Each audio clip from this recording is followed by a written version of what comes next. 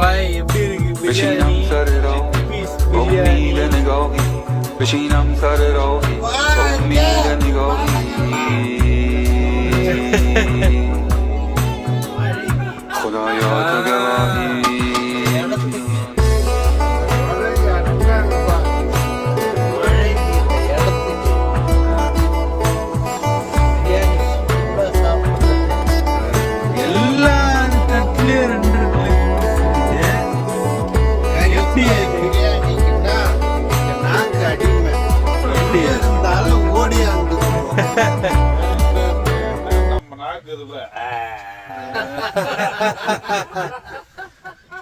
அந்த அடிமையில நானும் ஒரு அடிமை.